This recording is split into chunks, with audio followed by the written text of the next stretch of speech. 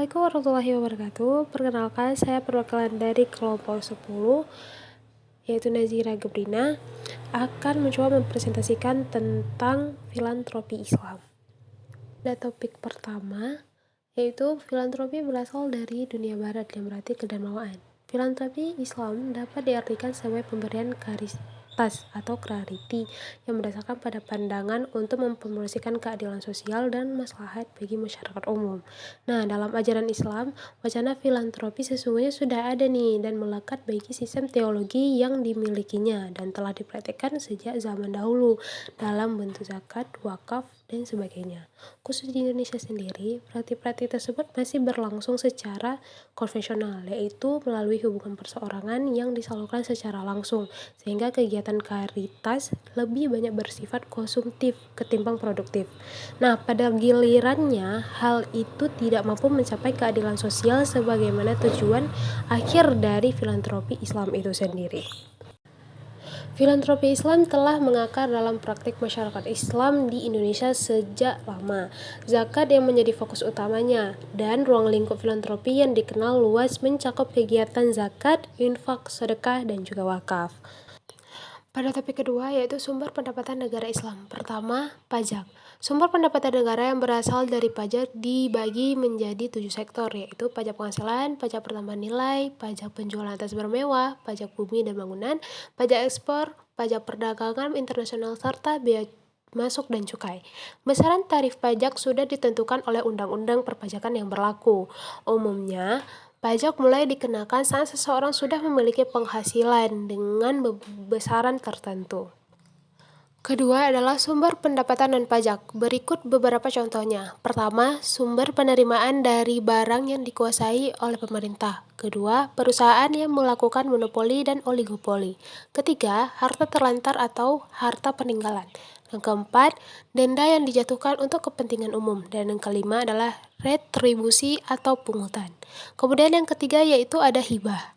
Hibah adalah pemberian yang diberikan kepada pemerintah, tapi bukan bersifat pinjaman.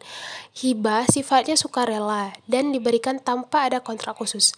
Dana bantuan yang didapat biasanya diperuntukkan bagi pembiaya bangunan. Kemudian yang topik ketiga yaitu hukum zakat uang kertas. Nah, para ulama berbeda pendapat tentang hukum zakat uang kertas ini. Pendapat yang pertama yaitu uang kertas merupakan barang yang tidak terkena zakat kecuali jika disiapkan untuk berdagang. Dari pendapat ini dapat dipahami bahwa jika seseorang memiliki uang kertas senilai Rp1.000.000 dan ditukar dengan uang Rp2.000.000, maka hal ini sama seperti seseorang menukar satu baju dengan 2 baju, boleh hukumnya meskipun tidak dilakukan secara tunai. Kemudian pendapat yang kedua yaitu terdapat kewajiban zakat pada setiap mata uang yang dimiliki oleh seseorang atau didapat dari hasil usahanya. Hal ini dikarenakan uang kertas sebanding dengan emas dan perak dalam kewajiban zakat. Mengingat bahwa uang merupakan keumuman harta yang dimiliki oleh manusia. Uang juga digunakan sebagai modal usaha. Selain itu, uang juga merupakan sebagian besar harta yang disimpan oleh manusia. Baik, dapat diberi kesimpulan dari PowerPoint yang saya presentasikan tadi, yaitu filantropi itu berasal dari bahasa Yunani, artinya cinta, dan anthropos yaitu berarti manusia, atau tindakan seseorang yang mencintai sesama manusia sehingga menyumbangkan waktu, uang, dan tenaganya untuk menolong orang lain. Istilah ini umumnya diberikan pada orang-orang yang memberikan banyak dana untuk amal. Filantropi berasal dari dunia barat yang berarti kedermawaan. Filantropi Islam dapat diartikan sebagai pemberian karitas atau charity yang berdasarkan pada pandangan untuk mempromosikan keadilan sosial bagi maslahat bagi masyarakat umum. Ruang lingkup filantropi Islam di Indonesia. Di ruang lingkup mengandung arti luasnya subjek yang tercangkup.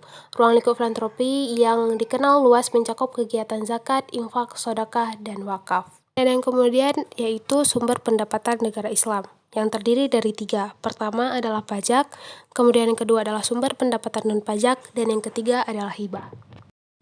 Mungkin hanya sekian presentasi dari kelompok saya yang saya wakilkan. Lebih dan kurang saya mohon maaf. Wabillahi taufiq wal hidayah. Wassalamualaikum warahmatullahi wabarakatuh.